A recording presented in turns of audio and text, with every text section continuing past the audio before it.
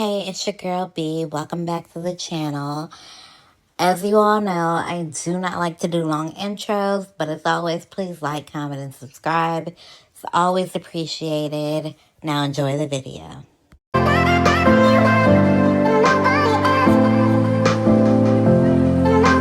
So you guys, if you have not seen this series that came up on TikTok by Tessa, it's absolutely captivating, which is why I'm recapping it and reacting to it. So it's extremely long, but it's definitely worth the watch. So just stick with it, I promise. It gets really good. Hi, and welcome. We all know why you're here. You're here for part of the new series that I'm calling Who the Fuck Did I Marry? I'm going to create this playlist series, and I'm going to tell the story of how I met, dated, married, and divorced a real pathological liar. This is my introduction slash disclaimer video. First and foremost, I'm going to be truthful, even if it makes me look bad. I'm going to be honest, but I'm also not going to be disrespectful to anyone that was involved. I'm not going to use people's real names because I don't have their permission to do so, and the sister does not want any sort of litigation. I will tell you off the top, I have a sense of humor and I have sarcasm. So things that you see me laughing at, none of this is funny. But in order to get through it, I have to laugh. If I cry, I cry. I'm human. I'm a woman. This was traumatic. I'm going to do the best I can to upload as much of the story as I can, because I know people get so annoyed with the follow for part 4, follow me for part 17. I'm just going to do the best I can to keep uploading the videos each at a time. I'm going to go in order from the time we met until the time I got our divorce decree in the mail. So that is a lot of time to cover. Please give me the grace to just get it out. It may not be all in one day. It may not be all in 2 days. But what I can tell you is even if you don't necessarily see a video, I'm probably recording it and then I will upload it into the playlist titled, Who the Fuck Did I Marry? What else do I need to cover ahead of time? Because I feel like this video is important to give some sort of context. So that way when people jump into the series, they kind of can figure out, oh, let me start at the introduction video and then work my way through. A lot of the questions that you all have sent me will be answered when I start and tell the story in order. Everything I'm going to tell you can be verified. There are people in my life who can easily verify, yes, this did happen. Yes, he really did do that. Yes, he said that. Yes, she did go through that. I have no contact whatsoever with my ex-husband in any way, shape, or form. We do not communicate. We do not have mutual friends or anything where we communicate through those people. No contact. I cannot stress that enough because I feel like somebody's going to ask me, do you still talk to him? No. I ain't seen him. I ain't heard from him. I don't want to hear from him. And I will tell the entire story up until the last time I did hear from him and what happened. Yeah, this is my story. So, I am just a regular woman who thought she met the one, and I didn't. Most people have never came in contact with a pathological liar. We typically come in contact with like a compulsive liar. It is not the same. A pathological liar has no reason for why they lie. And the lies that they make up, there's no limit to the lie. I was once a psychology major in undergrad. I didn't graduate with a psychology degree, but I'm very comfortable saying that he was a pathological liar. He was a narcissist. And yes, there was some mental, in my opinion, mental health issues going on. Pathological lying part, absolutely. So I want to preface all this by saying, you're going to probably think, what in the world? There's no way this happened. Everything you're going to hear me say actually did happen. I never thought I was going to be in some sort of Lifetime movie, but I was. So I will read the comments as best I can.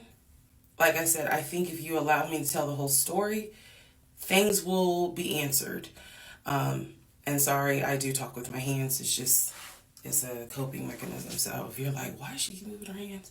Other than that, let's all take a deep breath, buckle in, because this was a fucking crazy ride. And if you think it's crazy, imagine how I feel as the person who lived it and had no idea what I was dealing with. I thought I knew, but I truly had no idea who the fuck I married. You like how I twisted that? Anyway. All right, y'all. This is the introduction, so welcome. Part 1 will be up shortly. Please excuse the hair, but here is part 1 of Who the Fuck Did I Marry?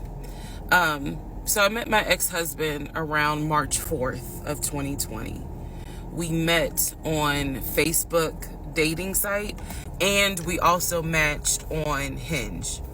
I did not realize that he was on both under 2 different names. So one was his actual name, and the other one was a variation, like a nickname that he called himself. Different pictures. So it was a running joke between us. Oh, you ain't even recognize that you had matched with me on Hinge. No, I didn't. And also that should have been a red flag. By the way, you will notice in this story, I called it the United Nations of red flags. It is so many red flags that, I mean, you would have thought I was colorblind because I ignored all of them. So, anyway, back to the story. We met around March 4th. We exchanged phone numbers. He called me and we talked on the phone for the first time. In the first phone call, he told me that he had just moved to Georgia from California, from San Diego. His job had transferred him because he was being transferred in as the new regional manager for a major condiment company that is based here in Georgia. I'm not going to say the name. And so we also talked about his childhood. He told me he grew up in Philly. He's from Philly.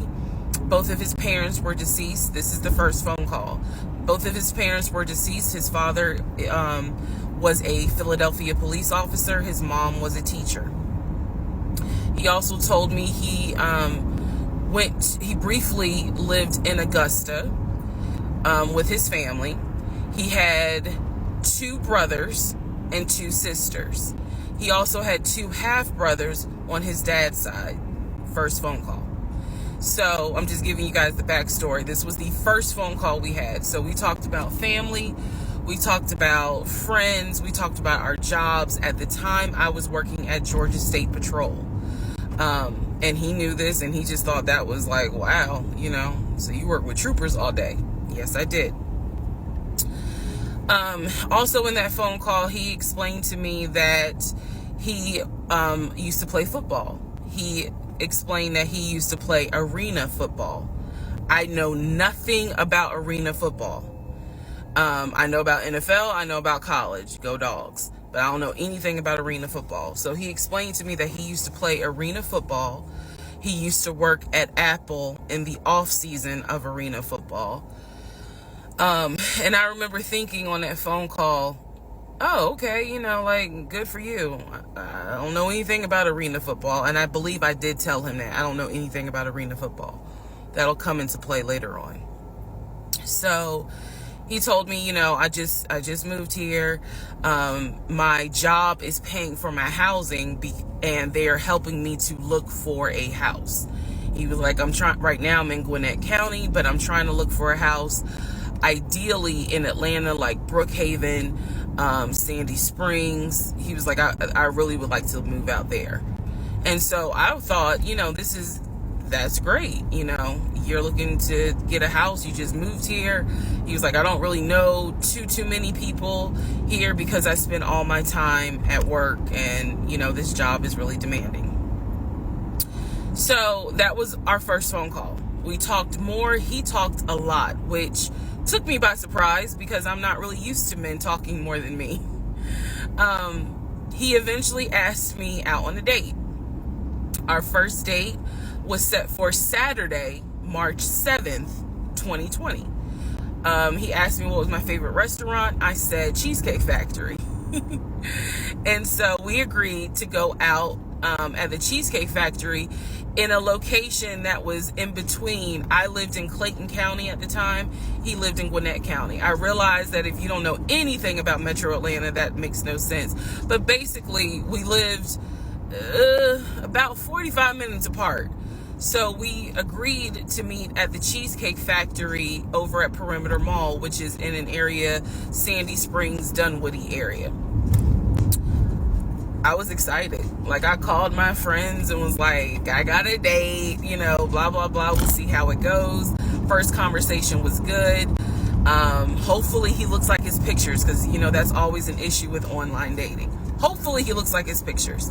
So on my way to our date, I took 285, and literally right before I got to Boulder Crest, the exit for Boulder Crest, I heard a boom, and I lost control of my car. Thank God that not thank God, but I knew what to do. So I did not crash, but my tire blew out. So I called him and I said, hey, I'm so sorry, but my tire just blew on 285. I'm slowly making my way off the exit. I believe I pulled into a Chevron gas station, and I said, I got to get this fixed. I don't know what to do. Like, I'm a damsel in distress kind of thing. He kind of paused. He got quiet, and he was like, tell me exactly where you are. Drop your pin. So I dropped the pin, and he came to the gas station. Got out the car, and I was so relieved that he actually looked like his pictures that I was like, oh my God, he's actually attractive, because he's like 6'4", 6'5". Oh, also, man, I apologize. So let me go back to the first conversation. Let me add something. He did tell me in the first phone call that he was divorced, and that his ex-wife, she had 2 children, a boy and a girl, who were teenagers, young adults. I think the girl was about 20. And he said that he had a very close relationship with his stepkids, but that he and his ex-wife had divorced because she cheated on him out in California. And so coming to Georgia was a new beginning for him. She was still out in California. The kids were still out in California. And so, he was like, I can't stand her, but I still want to be in the kids' lives. I have to put that in there because that will come back later. So this is just setting the stage. Again, that first conversation we talked about family, job, friends, how he ended up in Georgia, me being in Georgia, the things that, I would think people talk about in the first conversation. All right, now back to the tire blew out. So he shows up to the gas station. He changes my tire, which I just thought was the sexiest thing in the world. And then he proceeds to say, hey, I found a tire place around the corner. You need to get another tire. Like, you can't drive on this donut. So he followed me to the tire place, and then helped me get a tire, paid for it.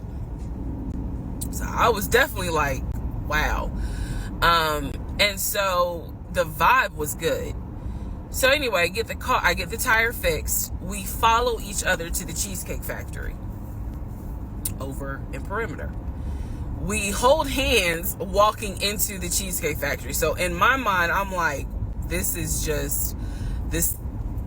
Oh my God, I had butterflies. That's the look of a woman who had butterflies. So I had butterflies. And we go in, there's a long wait. And so we sit outside and we just talk. And the conversation's great. And this is where he tells me what it is he's looking for. He tells me, you know, I believe at the time he was 42. He was like, I want to get married and it be for real. He's like, my parents were married 40 plus years before my mom passed away.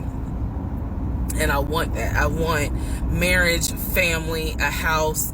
Like, that is what I want. He's like, I'm as a man, I'm ready to get married, but I want it to be for real, because the first time, you know, it really hurt me when she cheated on me.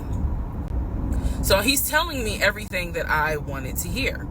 And so he was like, what is it that you want? And I said pretty much the same thing. I was like, I'm ready to get married. Definitely want to have a family. And I want to marry my best friend. So we both put on the table that we wanted marriage. And this is the end of part 1. All right, who the fuck did I marry? Part 2. So we both put on the table what it is that we wanted. We both had established we were dating for marriage. We were not dating just to date. We were not trying to be friends with benefits and none of that. So the dinner at Cheesecake Factory went really well. We laughed, we joked, we talked about people, which is kind of up my alley, my sense of humor. It was a good vibe. So at the end of the date, at the end of dinner, we sat in his car and he played this song for me by John Legend.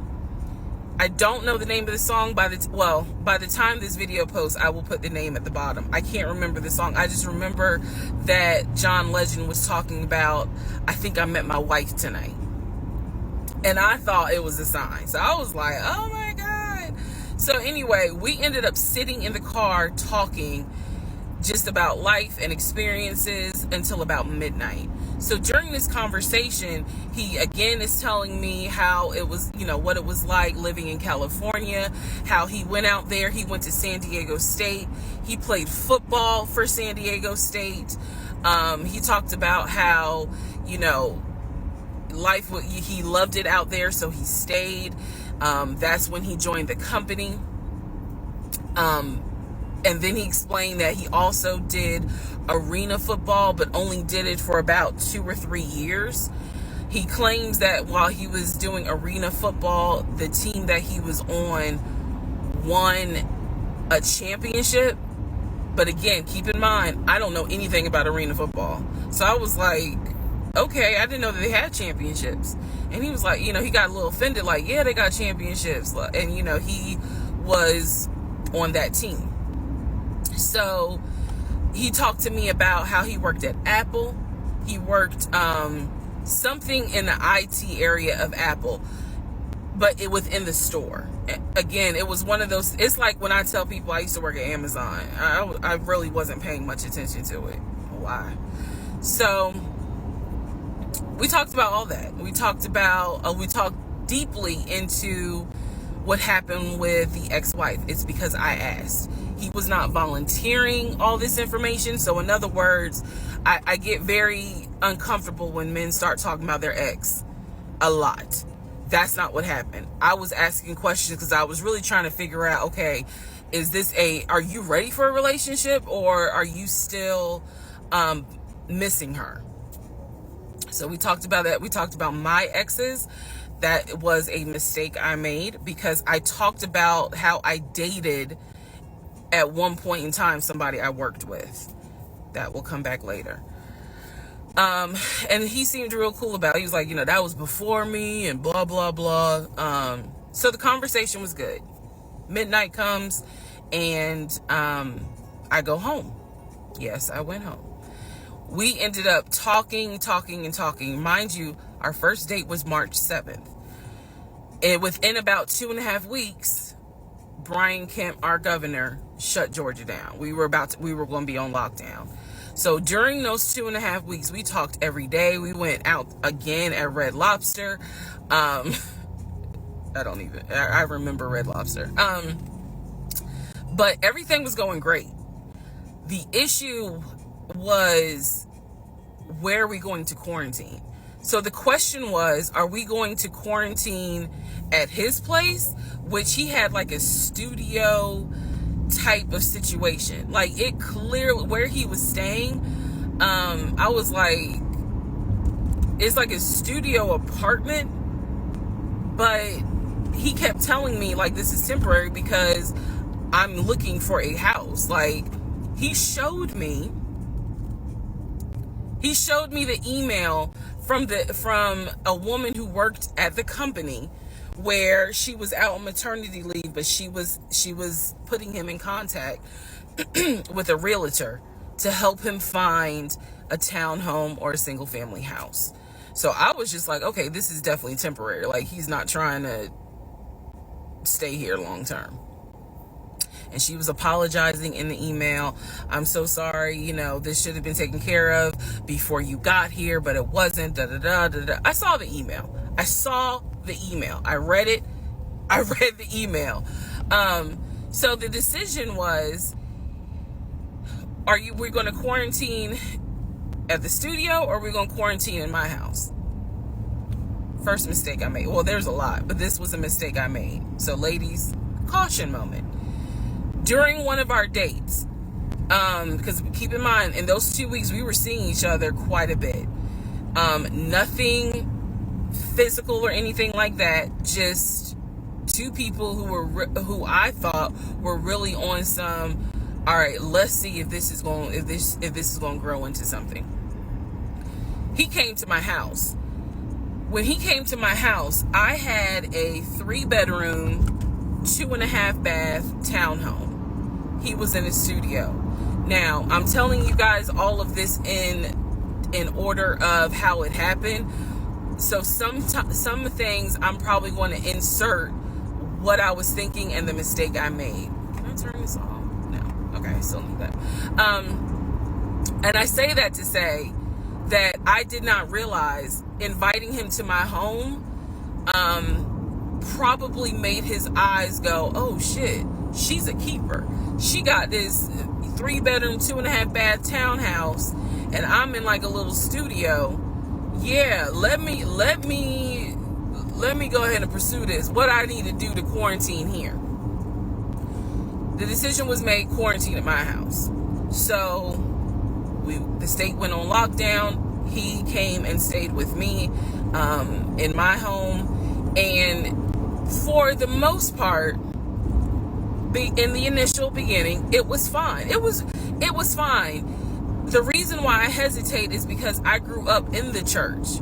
So for me, it was really like an internal struggle of, bruh, you always said you would never live with a guy unless he was your husband. And now you living with a dude and he ain't your husband. Like, it was a struggle for me because I knew better. And don't come for me. I'm just telling you the way I grew up. It was like that. It was not sitting right with me. But at the same time, I didn't want to quarantine by myself. I did not want to. So there we go. So he moved in. We talked about the bills. Let me clear something up that I said in the other video where I said he paid all the bills. He paid all the household bills. He did not pay my car payment, my cell phone, or my car insurance. He paid the rent, because my rent at the time was less than $1,000. He paid the utility bills. And so when he's telling me that he's a regional manager, I was like, wow, okay, so you got money. And so he paid all the household bills. So my check really was just taking care of me, myself, and I. And I am not, this is where it's not gonna make me look good, but it's the truth. It was intoxicating to not have to worry financially about how to pay the bills. It was a wonderful feeling. And so I kind of pushed to the side the fact that, yeah, you shacking up, because it's like, but your page, you don't have to worry right now. Like, he's taking care of all of April's bills before April even comes, because this was still March. So we're living together, and I'm cooking, I'm cleaning, he's helping to cook and clean, and then we have a conversation about house. Is he still going to buy a house just for him, or is he going to buy a house where it's for us? Because we are going to try to make this thing work, be official, get married, have a family. So the question now on the table is, what are we going to do? Because I didn't want to stay in Riverdale, Georgia. I did not want to raise a family there. I refused to have a baby in Clayton County. So the decision was made, let's start looking for a house for both of us. Remember, he was already looking for a house for him. But then he was like, you know what? We're together. I plan to marry you. Let's look for a family home for the two of us. He was like, this is how much I was approved for. That's when he showed me the Chase paperwork. It was a letter stating that and it had the Chase emblem at the top. He showed me a letter stating that he was approved for $700. So I know we're all getting like entertainment out of this, and I know I'm sitting here like, oh my God. But could you imagine if you actually had to live this? Like, if this was your story, if this was your truth? It's so long, like I could never. Girl. All right, part 3. Who the fuck did I marry? So this is when he showed me a letter from Chase with the Chase logo at the top, stating that he had been approved for a mortgage for a $750,000 mortgage, or a $750,000 house. So he was like, we can't go over $750,000. And I said, I remember asking him, can you afford the mortgage on a $750,000 house? Because I know I can't. This is when he explains to me, I told you how I played arena football. I invested my money really well. So he said, I have money that will help pay for the mortgage. He was like, we're good. Like, I'm financially, I am okay. He was like, that's why I'm able to get approved for a $750,000 mortgage. So he told me that his money was in different savings accounts. He said he had an account with Chase Bank, he had an account with US Bank, and he had an offshore account. This is what he told me. The offshore account, I was like, why? And he explained something about, the US, the US imposes taxes on money when you have a certain amount in US banks. He was like, so everybody knows that it's smart to have some money in an offshore account. Y'all, look, I live paycheck to paycheck. I was like, okay, that's whatever. I said, so you have the money to pay for a home. I'm also holding in my hand a letter from Chase saying that he was approved for $750,000. So I went off of what I saw. So we contacted a realtor. I won't say his name, but man, if he ever sees this TikTok, I owe this man such an apology. But we contacted a realtor who was based in Cobb County, because I was very adamant I wanted to move back to Marietta, Smyrna area in Cobb County, Georgia. He was fine with that. His whole attitude was, you're going to be my wife, happy life. So we met a realtor. I would find houses that I wanted to tour. Keep in mind that this was COVID. So at the time, we could not tour a home. It would have to be a virtual tour. So this particular realtor, we found a house in Douglasville, Georgia. Not Cobb County, but nevertheless, it's in Douglasville. I was fine with Douglasville. So we found a house in Douglasville, Georgia. The realtor did a FaceTime tour of the house. The house was really a nice home. 5 bedrooms, 4 baths. So we did a FaceTime tour of the home, and the home was listed, I believe, roughly 400 and something thousand. I really like the house. I could see myself living there. I could see us living there. Could see us with the kid there. This is now April, just for timeline purposes. This is April. So he really liked the house. He was like, you know what, we'll put an offer in on the house. He was like, if you like it, because again, it was COVID, we weren't going to be able to see the house in person because the family still lived there. So he said, I'll put an offer in. We'll see if it's accepted. I said, okay. So he puts an offer in. He's telling me he put an offer in. I need to clarify some things he told me and the things that I actually saw. So for this house in Douglasville, he told me he was putting an offer in. The realtor would call me because one thing that the realtor told us, he was like, if the woman likes the house, typically the house is going to get bought. So he kind of dealt with me a bit more than he did my ex-husband. And again, this is April 2020. This is before we got married. So at the time, he was my boyfriend.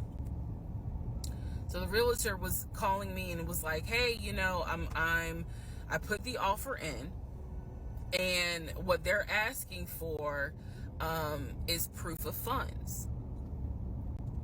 And I did not know anything at this time about buying a house. So I was like, hey, you probably need to talk to him because I'm not even listed on the mortgage. Like, from the paperwork I saw, it was only in his name. So he called him. I guess they talked. I was not there, but I'm assuming that they had talked. So the boyfriend is coming, my ex is coming home saying, yeah, I talked to so-and-so. I sent him over the paperwork. The offer was approved, and they are going to try to do a virtual closing. First, we got to do an inspection. If the inspection goes all well, then we have to do a virtual closing. He also told me that he put down earnest money on the home. He put down, I believe, $5,000. He said, I just transferred the money over to the realtor's account or whatever, so that it could be earnest money for the house. So I'm just like, okay, great. He was like, so realistically, this is April. We should be able to get in that house by June. Okay, no problem. So this is what he told me. About 3 or 4 days later, I get a phone call from the realtor, and the realtor is like, hey, I'm just checking to see what you guys want to do about that house.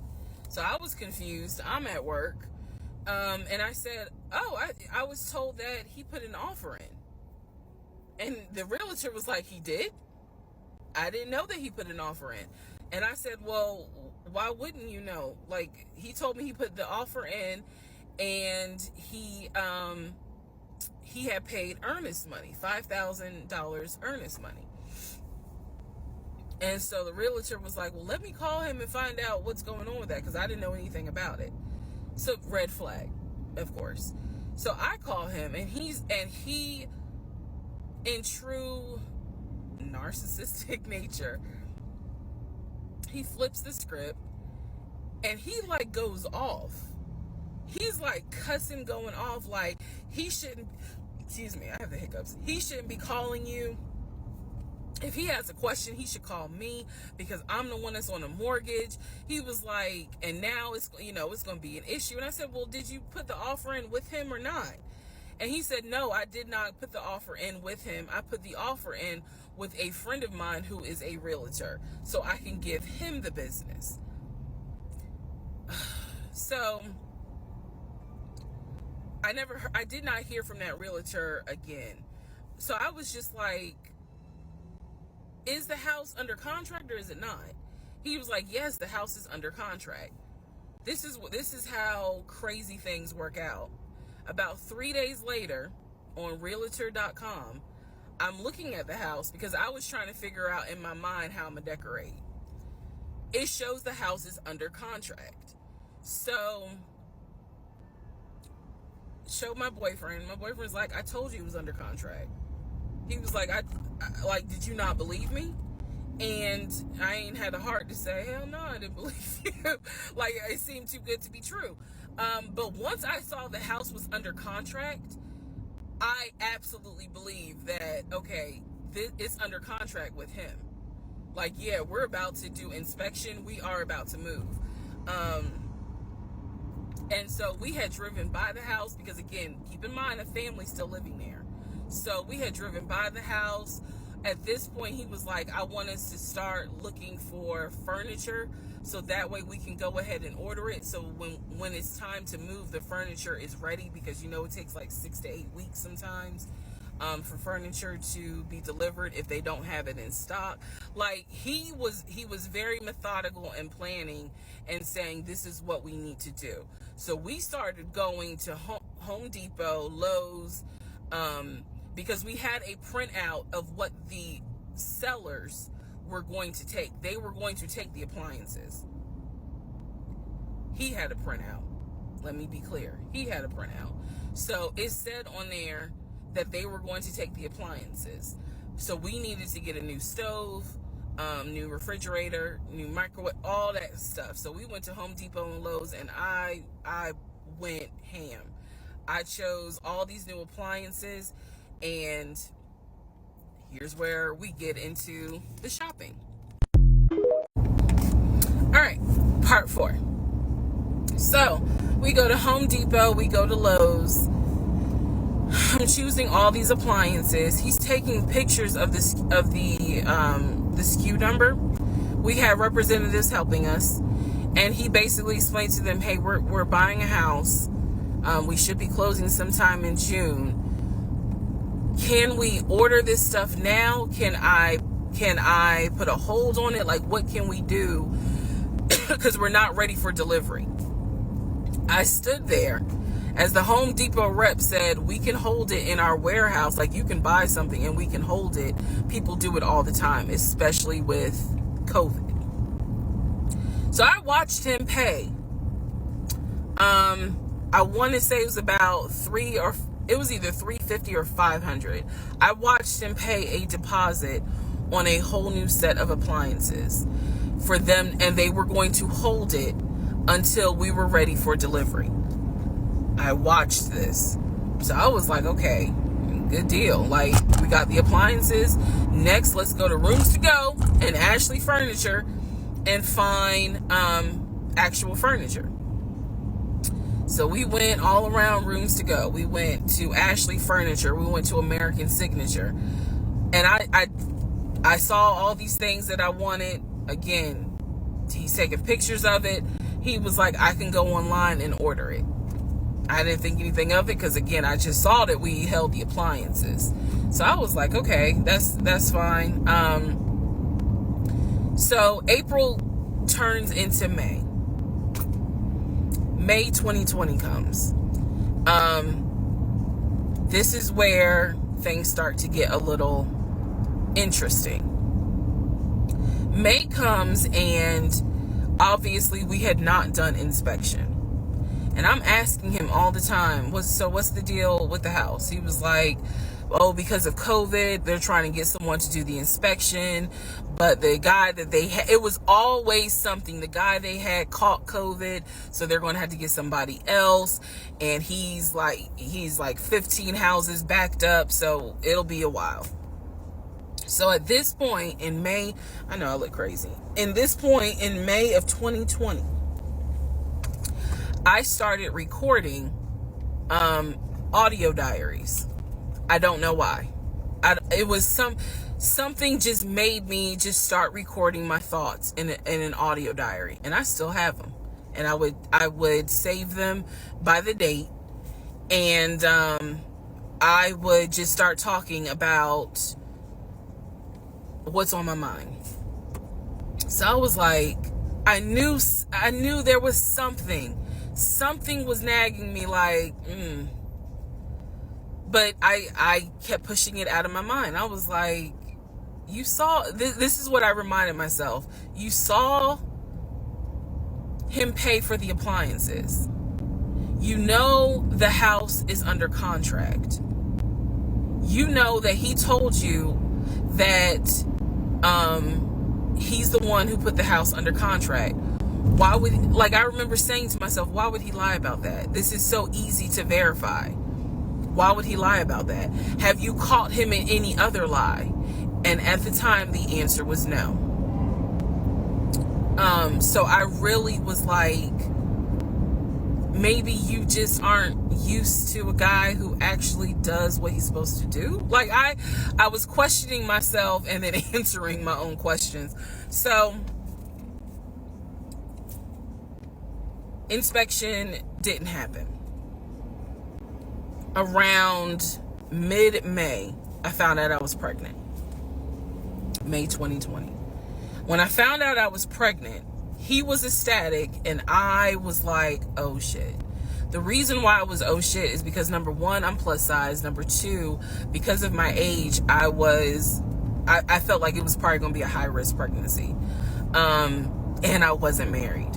And that nagged. I cannot tell y'all how much it nagged me. There was a lot of internal struggle in between. My family didn't even know that he had moved in at this point. I told them, that I was pregnant, went to the doctor, everything looked good.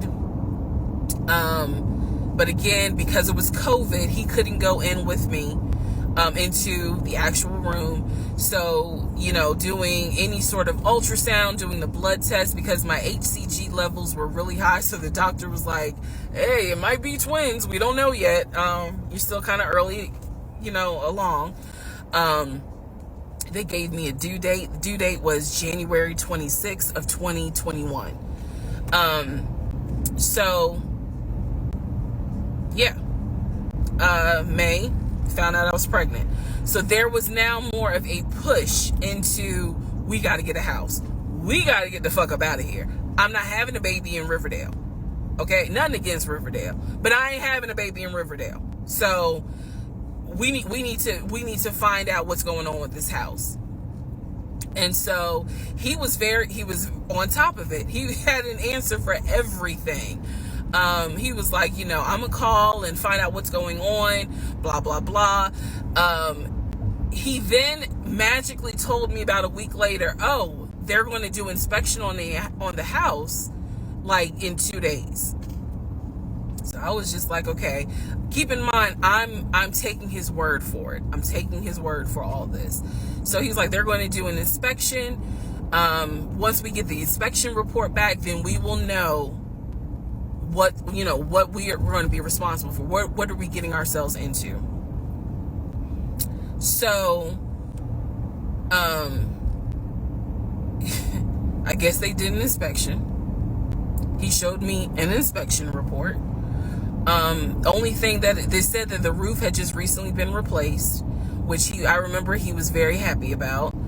And the issues that there were for the house were minor. It was not a bad, because we did have a discussion about it. He was like, it's nothing that we can't handle. Then he said that we were set to close the end of May. We were set to close the end of May. He told me it was going to be a virtual closing. You're probably like, what the hell is a virtual closing? Because again, he's saying because of COVID, people are not closing in the office.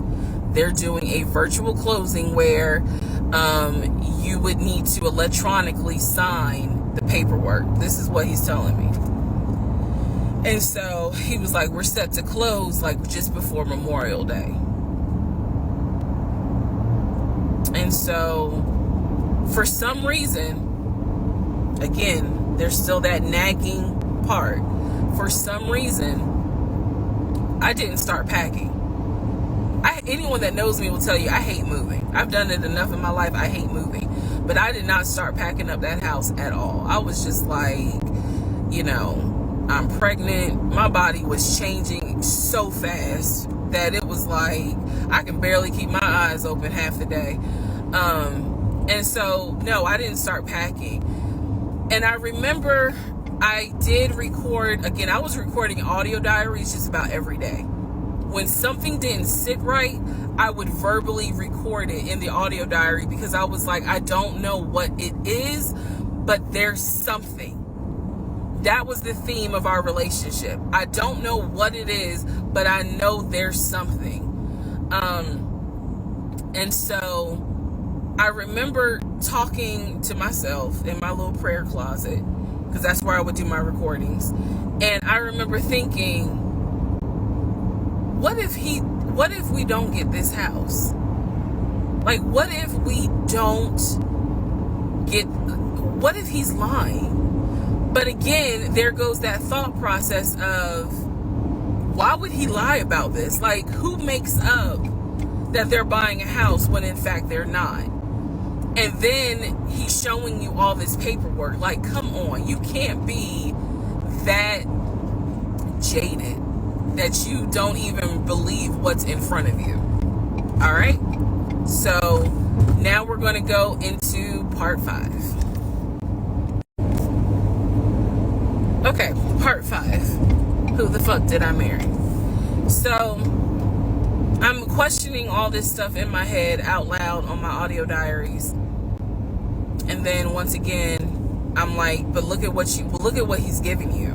Like, he's paying, it wasn't a question about money. It was just a question of, are we really about to move into this house? And keep in mind, he's paying all the household bills. He still is. So we were supposed to close before Memorial Day. We didn't. There was an excuse. There was always an excuse with him. Always an excuse. And I didn't know enough about the process to question stuff because I really wasn't involved the way I should have been. And it was giving me a lot of anxiety. So I'm pregnant with a lot of anxiety. And if I'm going to be 100% honest with y'all, I was not expecting that I was probably going to have a healthy pregnancy because I was stressed. And what I was stressed about is I didn't know what was going on because I wasn't really involved the way that a normal relationship would be involved. Just being honest. So we did not close. We moved now into June. This is now going into June. Around June 5th, I looked at the house again on realtor.com.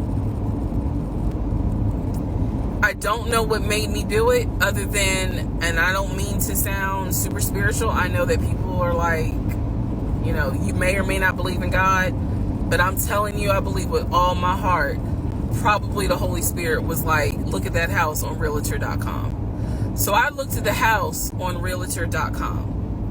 This was around June 5th. It showed that the house was off the market. And I remember being like, okay, wait, what does that mean? What does that mean? Because ex-husband is telling me we're about to close on the house. We're about to close. It's our house. We got furniture, da-da-da, da-da-da, da-da-da. He's also telling me that he's been in contact with the realtor, his friend, who was telling him, you know, this is what was happening next. Here's what's going on. So the guy that we initially worked with apparently is completely out of the picture. But again, I was not heavily involved. So I'm just like, let me look at the house. I see it's off market. What the fuck does off market mean? Like, now I'm really freaking out. So it shows the name of the real estate agent for the seller. I don't remember her name. I called her and I said, you know, I said, my husband and I, even though I wasn't married, my husband and I were looking at this house at 123 Main Street. and we really wanted to tour it, but now I'm showing it's off market. Is it not available? Or, I pulled that card, and she was like, oh, no, ma'am. The home closed yesterday. It closed June 4th. Again, there are certain dates I just remember. And I said, oh, it closed June 4th? I was like, really? And she said, yes, ma'am. She was like, my sellers sold the house. And I was like, oh, man, okay. Well, I said, my husband and I really wanted, we love the pictures of it. And we're getting ready to start a family. So I would have loved to have been able to, have the opportunity to see it. I asked her something. I don't remember the specific question I asked her. And I know why I asked the question, because I was anticipating that my boyfriend at the time was going to have some sort of excuse. So I asked her something about the buyers. And I remember, and somehow, again, forgive me, I don't remember the question I asked her. But the answer was that it was an older white couple. So I get off the phone with her. I record an audio diary, and in the audio diary, I specifically say, okay, there is no house. He's going to have to get out of this lie somehow. Because now I realize, at the very least, he was lying about him being the one who was under contract. I knew enough about that. So I was like, what, how was he going to get out of this? Again, I've listened to the audio diary in 2024. I literally said in that audio diary, how is he going to get out of this lie? And I was trying to think of ways on how he's going to do it. And something said to me, because I say it on the audio diary, I said, he's going to say it's a bad deal. And he's going to say he wants to pull out.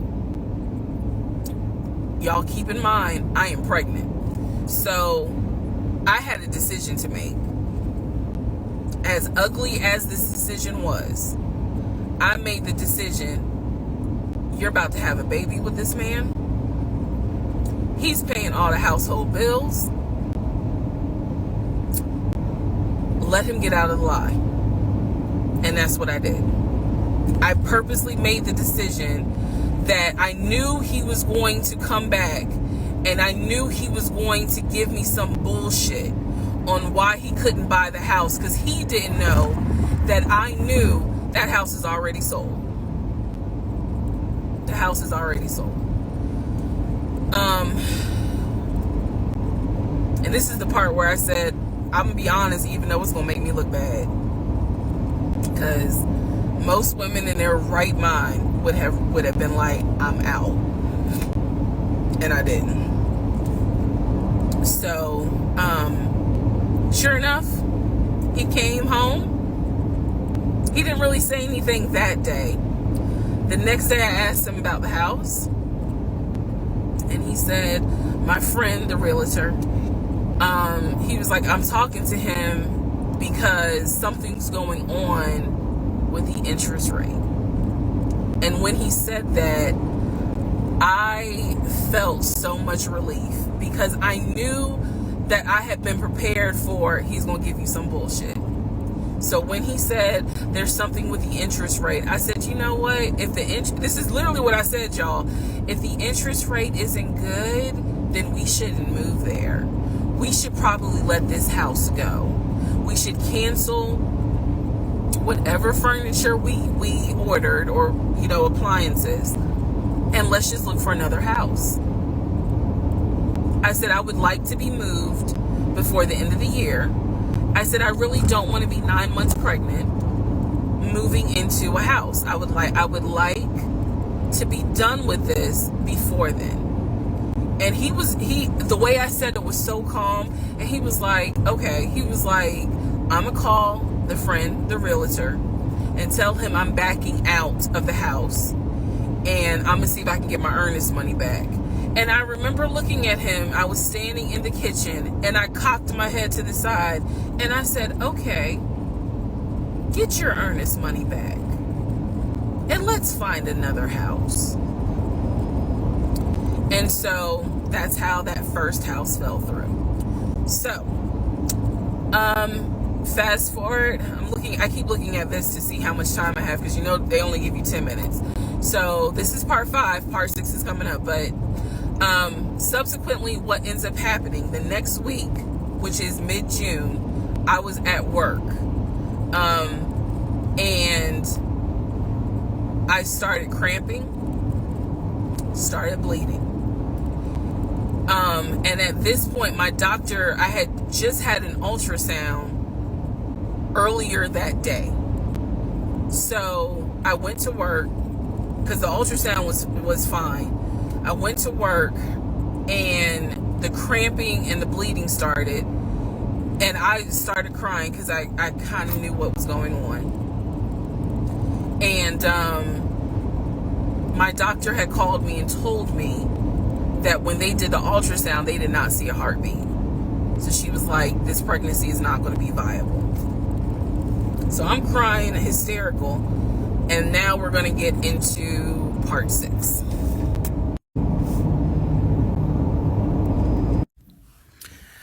Okay, so this is part 6 of Who the Fuck Did I Marry? So where we left off. So obviously, my doctor had called and told me there was no heartbeat. The pregnancy was not viable at that point, and I was cramping and spotting at work. Went into my best friend's office and immediately started crying. She was like, "What's going on?" And I said, I told her what the doctor said, and she grabbed her keys, grabbed her purse, and was like, "Let's go. I'm taking you home." On my way home, I called my boyfriend and told him what the doctor said, and he was like, "I'll meet you at home." So he was coming from Duluth, went straight home. And so about 24, 48 hours later, I had a doctor's appointment, and my doctor gave me 3 options. First option, let everything happen naturally. Your body will expel the fetus on its own. Second option, you can take a pill which will induce expelling the fetus at home. The pill basically will cause you to contract and expel. The third option was to go into the hospital and do a D&C. I did not want to do a D&C because I did not want to be in a hospital with COVID going on. And for whatever reason, I did not do the option of let it happen naturally. So I chose to do the pill. His birthday was June 17th. My ex's birthday was June 17th. So the decision was made, we're going to celebrate his birthday that day, go out to eat. And then that night I would take the pill because we both were off from work the next 2 or 3 days. So went out to eat to try to celebrate as best we could, and then took the pill that night. That night was the most traumatic, excruciating pain I've ever put my body through. I do not recommend any woman, if prayerfully you don't have to go through that, but I don't recommend taking that pill. If you don't have to, don't do it.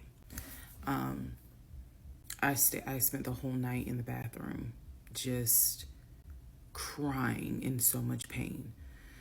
They gave me a narcotic. I couldn't take it because I found out I was allergic to it. So it was causing me to like projectile vomiting. And it was a mess. So, and he was right there. He was scared that he needed to take me to the ER. But in the morning, the pain kind of subsided. So about 72 hours later, I had another doctor's appointment where the purpose of this appointment was to do an ultrasound to see if everything had passed. Everything did not pass. So because of that, my doctor was like, we're going to have to do a D&C. My D&C was scheduled for the first week of July. My boyfriend, my ex, was going to take me. That was always the plan. 2 days before my procedure, he comes home and tells me that he is up for a promotion. He's up to be promoted to VP. Because of this, the president of the company, excuse me, is coming in, and it was going to be this huge business meeting he had to go to. The business meeting was scheduled for the day of my surgery. And so I'm throwing a fit because I was like, you there's no way you can do that meeting. Like, I need you to take me to the hospital and all this other stuff. And so he offered to have his sister take me to the hospital. Apparently his sister lived in Douglasville. I was like, no, because I've never met her. Like, I'm not having a stranger take me to the hospital. No, this is a private situation. I don't want to do that, blah, blah, blah. So my aunt had offered to take me. And then my friend who took me home from work had offered to take me. So at that point, we get into an argument because he's like, my sister is, you about your family, so why can't she step in? And I was like, nah, because I don't know her. Period. I don't know her. So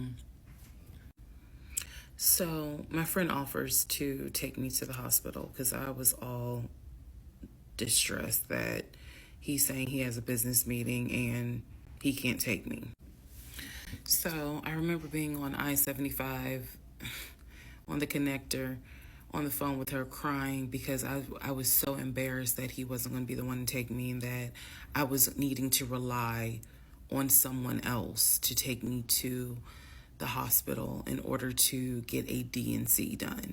And she was really great. She was like, girl, this is why you have a village. Like, it's okay. Things happen. The world is crazy right now. I will take you. You're going to be okay. So he did not take me to the hospital for my D&C. My friend did. She could not stay because of COVID protocol. So when they wheeled me into pre-op after I got checked in, I texted him and was just letting him know, hey, here's the update. I'm about to, I'm in pre-op. They're going to get me prepared to go back to the surgical ward or whatever.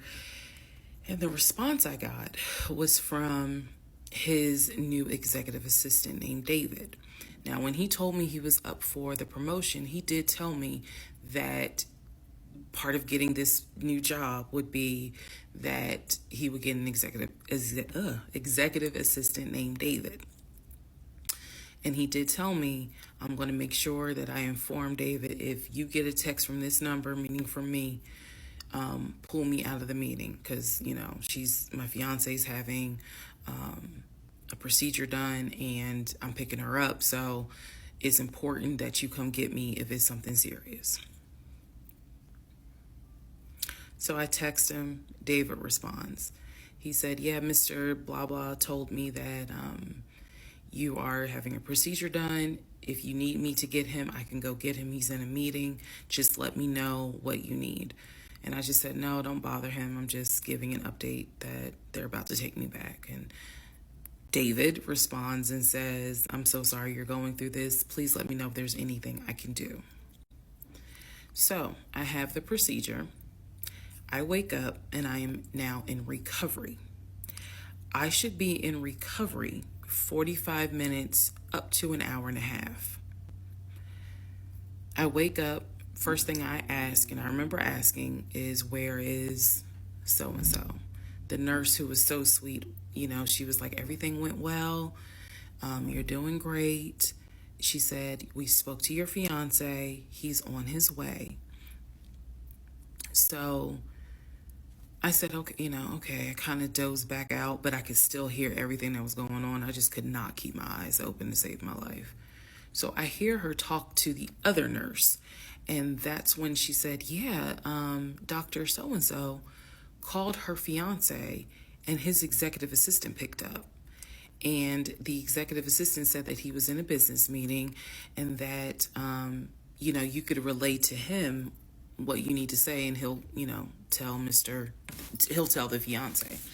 And my doctor was like, hell no, HIPAA, I need to speak to him. So apparently, my fiance called the doctor back about 30 minutes later, and the doctor informed him she'll be ready to be discharged in about an hour. You know, you can make your way and come pick her up. He said he was on his way. He was on his way from Duluth to Atlanta, which is not a huge distance, but the time of day, one thing about Atlanta, there's always traffic. So he should have been there within the hour. I should have only been in recovery an hour and a half. Let's go to the next part. Part 7. Who the fuck did I marry?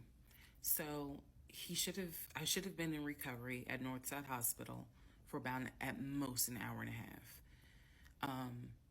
Subsequently, I ended up being in recovery between 3 to 3.5 hours. The nurses kept calling my ex, asking what's the status, because they were actually getting ready to do a shift change. So they kept calling, asking what's the status? What's the status? Like, where are you? I want to say that they called a total of 3 times and they spoke to him twice. So at this point, I knew that they were all like, where's her fiance? Like, what is going on? He said he was stuck in traffic, and so he was making his way there. He eventually did get to Northside Hospital, and they wheeled me down because, again, he couldn't come in just because of the protocols. So when I got in the car, and I'm in pain, but yet drugged up, couldn't keep my eyes open, I was just out of it. But I remember him calling my aunt and my mother and letting them know I picked her up. We're on the way home. Let me get her settled, and then I'll give you guys an update. I remember that. What I did not know was that he had texted my aunt and my mom and asked them to not bother me for like a week. Like, just please don't reach out to her. Let her just rest. I am from New Jersey. I am from an African American family. You don't tell my black mama or my black aunt that, please don't bother her for a week. I didn't know this at the time, but I'm just interjecting that part. I'm trying to stay in the timeline, but he did apparently do that, and my aunt was like, "Well, I will fuck you up." Anyway, so go home. He waits on me hand and foot. I recover. Just needed about 24 to 48 hours to just get my mind right. During this time, in between when the house in Douglasville fell through, we had not talked about a house. So I guess it was about a week later, after the DNC, he decides that, do you want to start looking for a house again? Excuse me, I have hiccups, y'all. Do you want to start looking for a house again?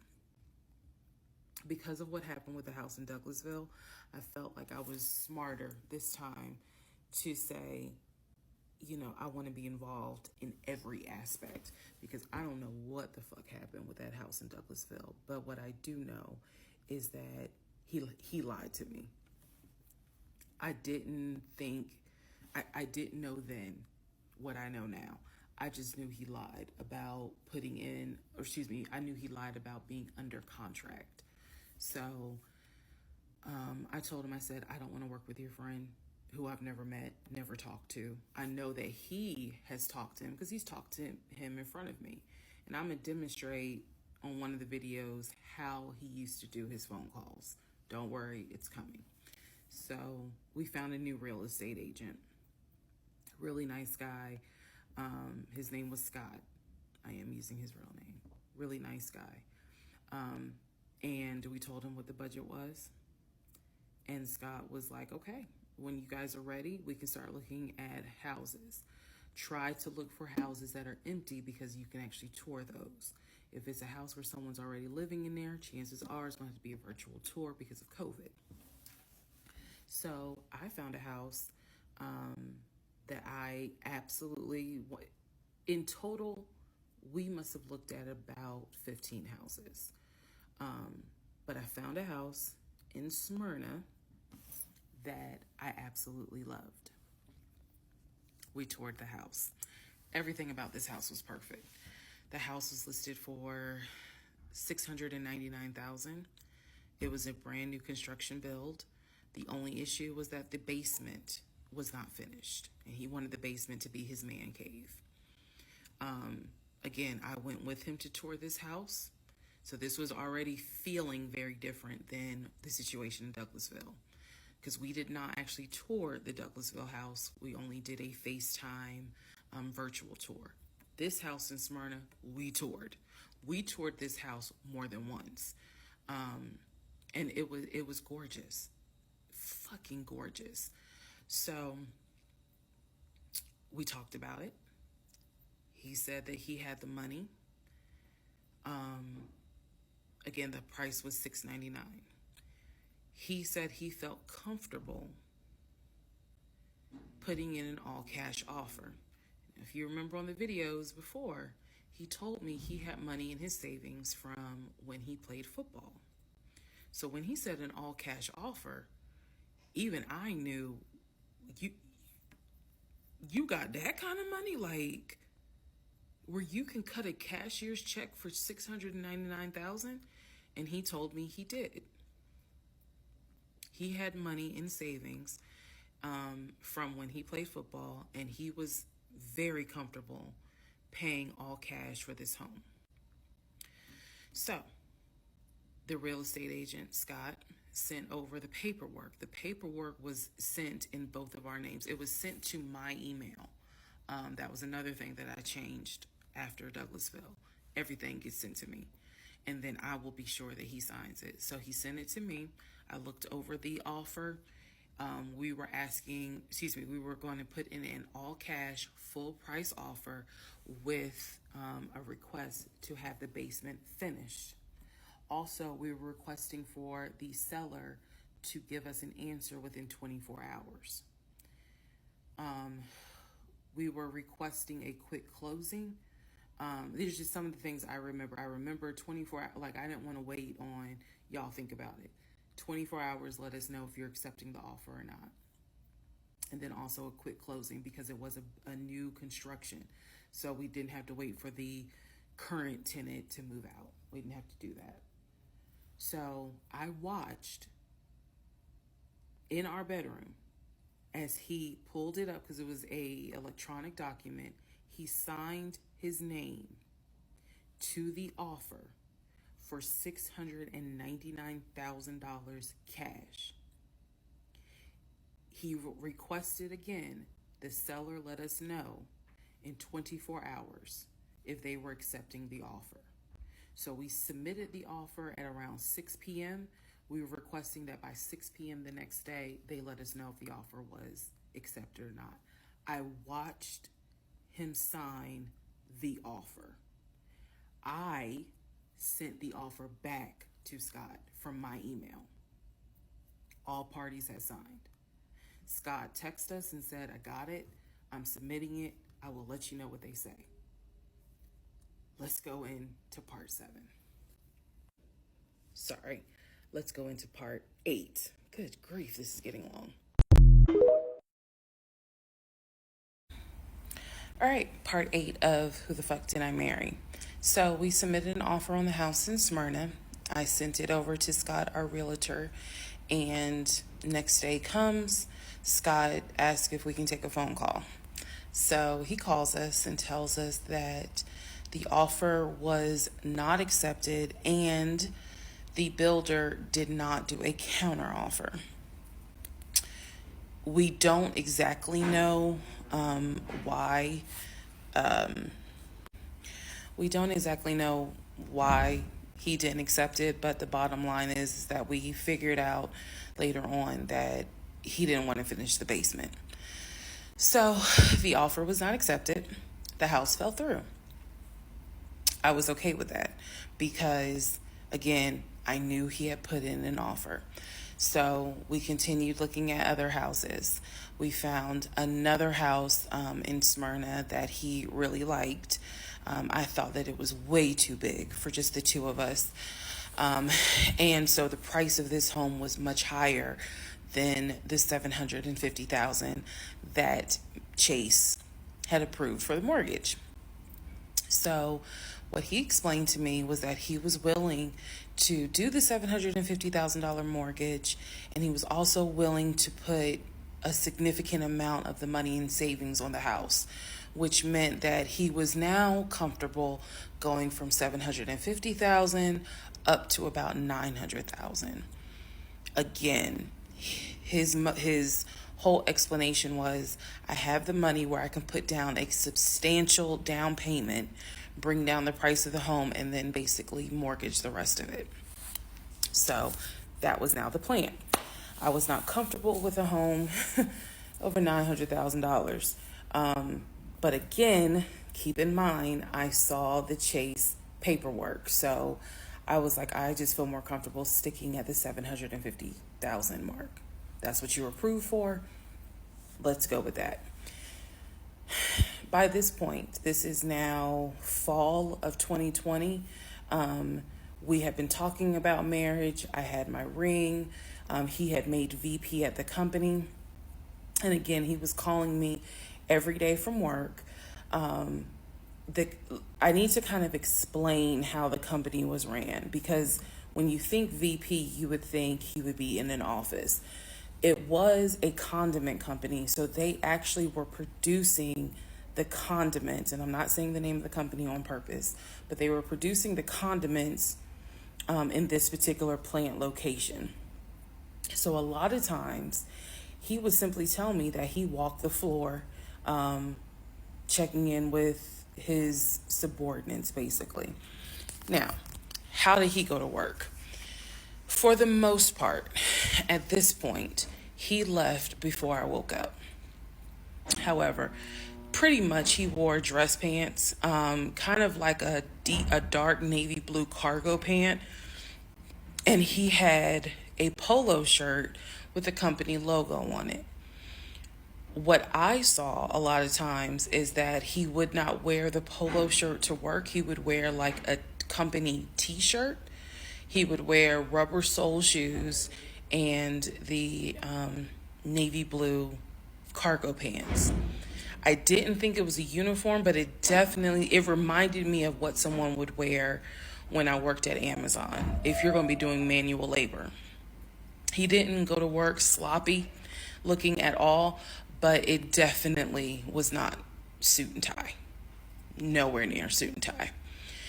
It is fair to note that outside of work, he was a man who he loved to dress. He loved to wear the latest Jordans. He loved to collect watches. He collected a lot of Invicta watches. He loved to collect hats. He wore hats, baseball caps everywhere because he didn't like the shape of his head. So in terms of how he dressed casually, the man, he could dress. In terms of how he dressed for work, yeah, he didn't dress like a VP. But his excuse was, I'm constantly walking the production floor, and I can't be in a suit and tie walking the production floor where they're creating the condiments that we're selling. So by this point, again, this is fall. We're still looking at houses. We're still touring houses as much as we can because it is COVID. We had found another house that we really liked and a house that I really, truly wanted to put an offer in on. This was now going to be the second house that we put an offer on. He put in the asking price, I believe, was about $700,000. He put in under asking an offer for about $650,000. I'm guessing, but I'll try to find the house and put it on the story.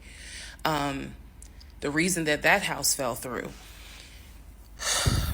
we found out that the home was sitting on a septic tank.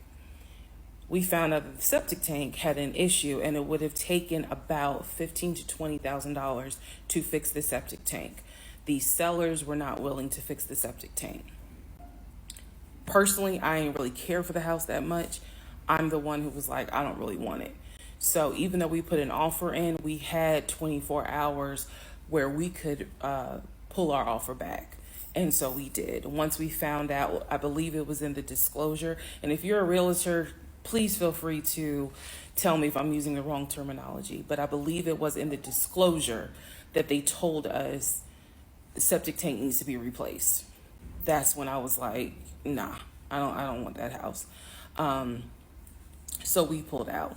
The house fell through, and so I was fine with it because, again, I was heavily involved. I saw him sign the offer. I knew every step of what was going on. Our real estate agent, Scott, was amazing, but you will see when I get to it where he made a mistake as a real estate agent. So house number 2 fell through. We then moved on, saw a few more houses, and then we get to house number 3. I'm going to pause talking about the houses because now I need to introduce what happened with the cars. Stay tuned. All right, part 9 of Who the Fuck Did I Marry? So we're pausing on the house stuff. Let me tell you about the car. So when I met my ex-husband, I was driving a 2012 Nissan Rogue, fully loaded. It had quite a few miles on it, but it got me from A to B. It was in good condition, but I was upside down in the car. He was driving a 2018 Ford Taurus, sport mode. I know he had a sport mode on the car, and I love driving that car. When he told me how he was a regional manager, he told me that one of the perks that came with the job was that he would be getting a company car.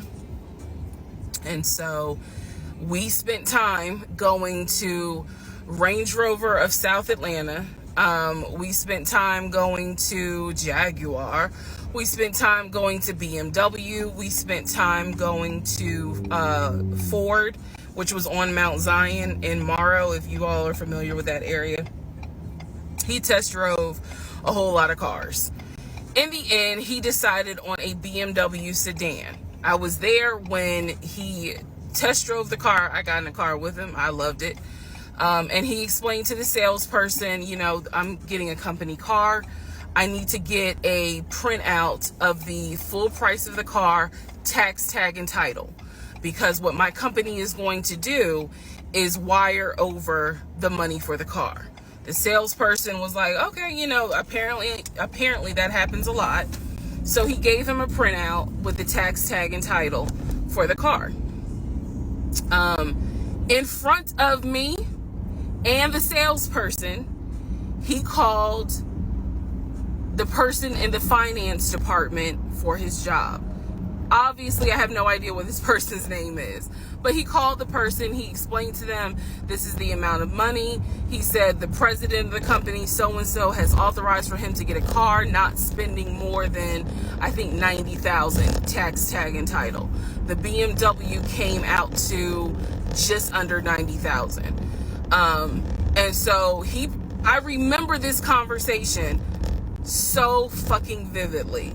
So he's on the phone in front. I'm sitting down, the salesperson sitting down at their desk, and he's like, they put me on hold. And so he's like, I guess the person comes back and he says, the price of the car is blah, blah, blah. He was like, give me a second and I can send you a picture of that printout that shows tax, tag, and title for the BMW. He gets off the phone. He takes a picture of it. He sends it to whoever. He waits about 10 minutes. He calls the person back. He says, did you get it? Apparently the person did get it. But the person who can actually physically do the wire transfer had gone home for the day.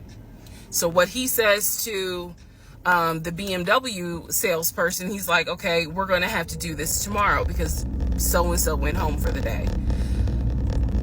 I don't know who the salesperson is. I can only tell you from my viewpoint what I thought. I had no reason to think this was a lie. I really didn't. Because again, you got to please keep in mind the circumstances that all of this is happening. We're inside the dealership. We're sitting at the desk of this person. He gave us the printout. He's on the phone, doing business, basically saying, look, this is how much money the car is going to cost.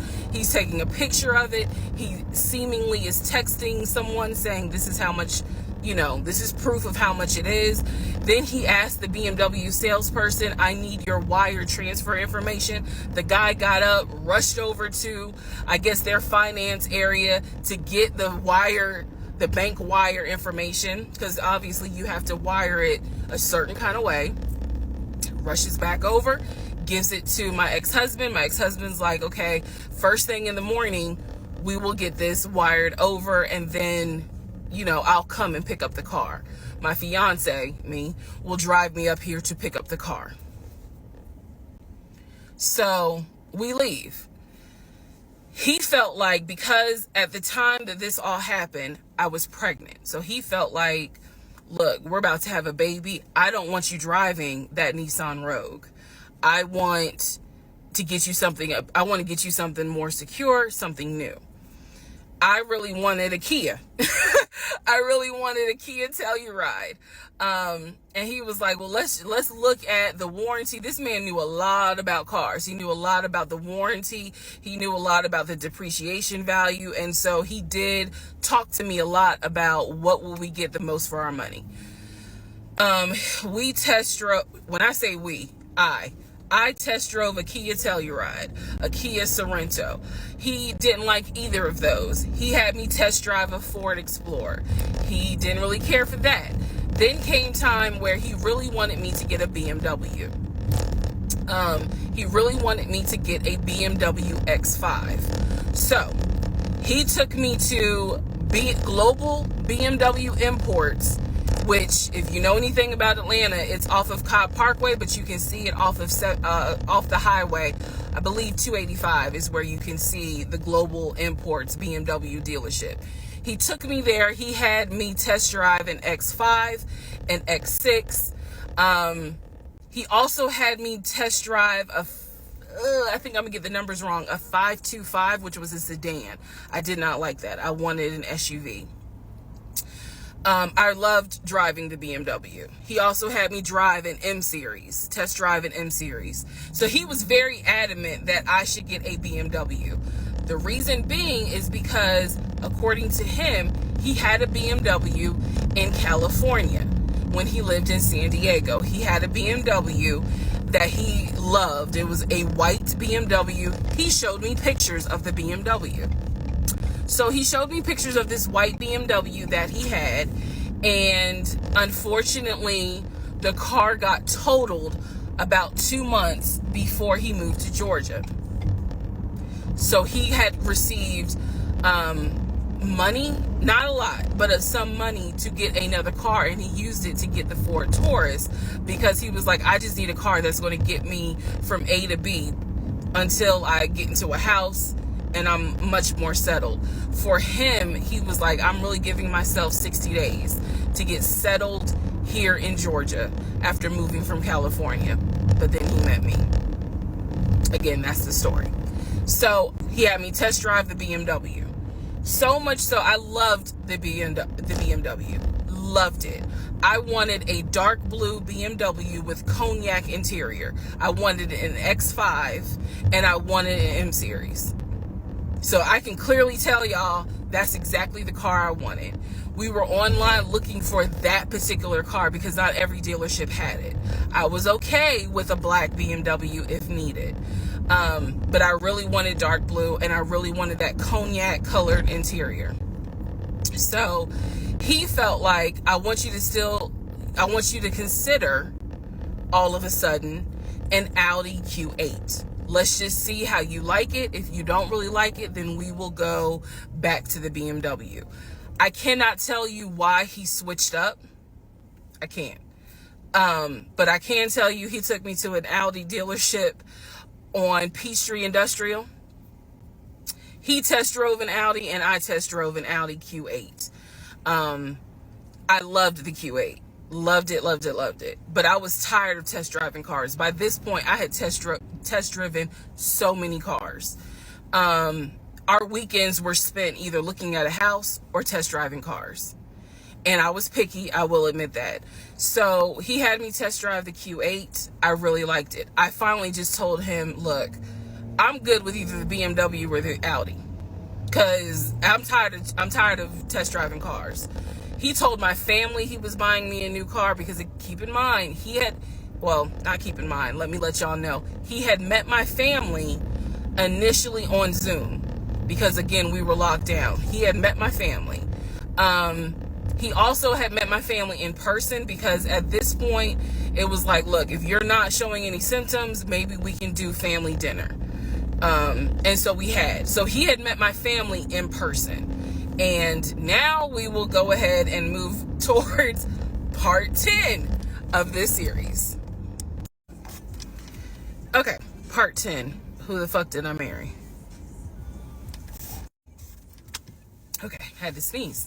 All right, so at this point, I had test driven all these cars. Kias, hell, he even had me test drive a Nissan Murano, but the main two were BMW and an Audi.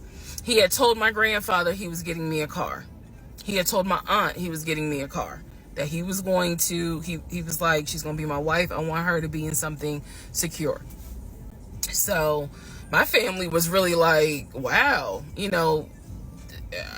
wow, who knew that he had this kind of money? And so I hated the fact that he did that, because anytime he got around my family, here's another red flag to put in the United Nations of red flags, he would always talk about money, and he would always brag. I never realized it in real time. I didn't realize it until I was out of the situation. He always bragged about the fact that he could fight, the fact that he had money, and the fact that he played football. Those are the three things he always bragged about. Back to the cars. So I told him, I was like, pick one between the BMW and the Audi, because you said you buying it. So pick one. So this man chose the Audi. So he takes me to the dealership. I wanted a white Q8. He does give me the printout of how much it's going to cost, tax, tag, and title, to get this Q8. Gentleman who's helping us gives him the printout. He's saying he's going to pay this money for the car out of the savings account that's offshore. That's the story. That's what he's saying. So he apparently is asking the guy, is there a holding fee? Can I pay a holding fee to secure this car while I'm working to get the money transferred? Because obviously with COVID, it's going to take long for the banks to transfer the money. Side note, I need everyone to understand, one of the reasons why he was able to get away with the stuff he got away with is because we were on lockdown. It's crazy because it's now 2024, but I don't know, do we all remember how it seemed like a lot of stuff stopped in 2020? Now, keep in mind, that's not an excuse I'm making, because shit still got done. But in terms of business as usual just was not happening in 2020 at this time.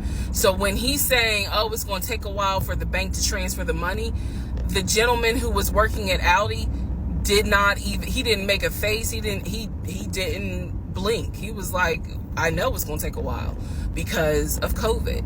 So basically what ends up happening is we leave. He has the printout. He calls the bank, or he calls his financial advisor, who does have a name. The financial advisor's name is Eric. I feel comfortable using certain people's names, especially if we find out they didn't exist. So he calls Eric. He tells Eric in front of me, hey, I need to transfer $72,526, whatever the amount was, because I'm buying a car for my fiance. This is the bank account information. Do you need me to give it to you over the phone, or do you need me to email it to you? Pause. I can't hear what the person's saying, but that's what he would do. Do you need me to give it to you over the phone, or can I email it to you? Okay. Okay. All right. Give me a few minutes and I'll go ahead and email it to you. All right. Let me know. I'll call you back to find out if you received it. Okay. Hang up. So I'm hearing this because, again, I'm not paying attention to, did I hear anybody on the other phone? Did I hear anybody on the other end? So he proceeds to type up an email, type up something, telling him this is the information that we need. I didn't think anything of it. He called me at work the next day to tell me that the money was sent to Audi, that he called Audi and he confirmed with Audi that they received the money. What he told me is that the car is going to be delivered to the house. Y'all, it's not that I lived in the hood, because I didn't, but I did not live in an area of Clayton County where you would have a brand new Audi delivered to your house. So I remember saying to him, I don't want that car like delivered to the house, not yet, because I need to put that car in the garage. And my Nissan I only had a 1-car garage, so my Nissan was in the garage. So he said, okay, well, let me call them back and change the delivery date. Can you be home, or can you do a half day? So he's asking me, can you work a half day so that they can deliver the car and you will be home for it? I said, yes, that's fine. Because again, it's COVID. I'm working from home anyway. I only had to go in the office 2 days a week. So I'm at home the next day. He told me the car would be delivered between the hours of 1 and 3. Obviously, between 1 and 3, nothing happened. So 3 o'clock, I called him. He's at work. He sends me the voicemail. He calls me back. I said, it's 3 o'clock. No one ever came with the car. What's going on? And then I remember I was like, well, do I need to call Audi myself? Because I thought that you handled it. But if you didn't handle it, do I need to call them? And so whenever I would suggest I will handle it, he would get very, very defensive. Red flag number 472. So he was like, no, I will call Audi. Don't do anything. I'll call Audi and find out what's going on. Okay. So I'm at home chilling, cooking dinner, normal night. He calls me back and says, yeah, the car was stuck on the truck in Spartanburg, because apparently that's where their deliveries come from. So when he told me this, I was in the kitchen laughing, because by this point, I will be honest, and I told y'all I'll be honest even when it makes me look bad. I was guilty of, on one hand, I believed him, and on the other hand, I was like, let me see what lie he come up with. Let me just see. But keep in mind, my brain was really like not rationalizing, not comprehending how deep the lie was. I just thought that no one told him the car was going to be delivered, and he made that up. I had no idea how deep the lie went. So he said, the car's in Spartanburg. It should be delivered this weekend. The weekend came, he had a whole other excuse.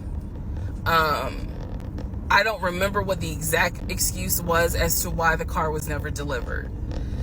I do remember we got into an argument, and I was like, don't even worry about it. I'm going to get a new car my damn self.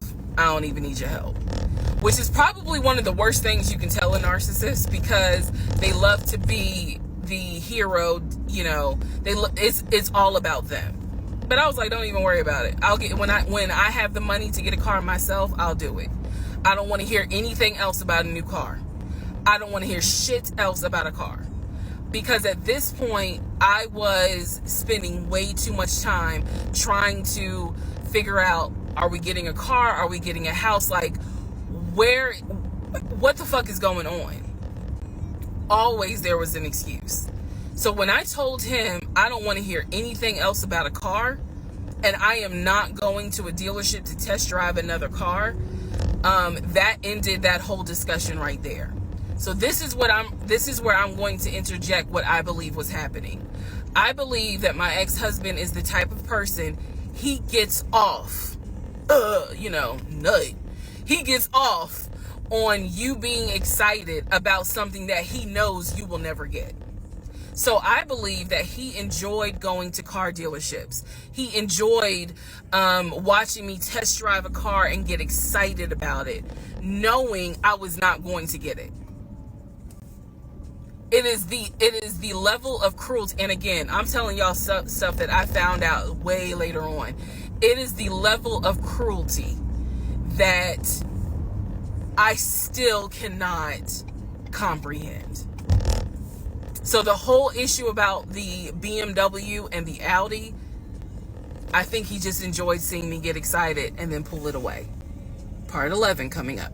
So if you made it all the way to the end, wasn't that amazing? Like, wasn't it so good? I know it's long because it's a long series. There are like over 40 parts to this series. They're roughly about 10 minutes long.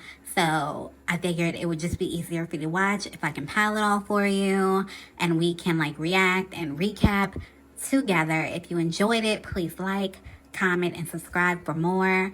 I should have the next one out later on today. Bye.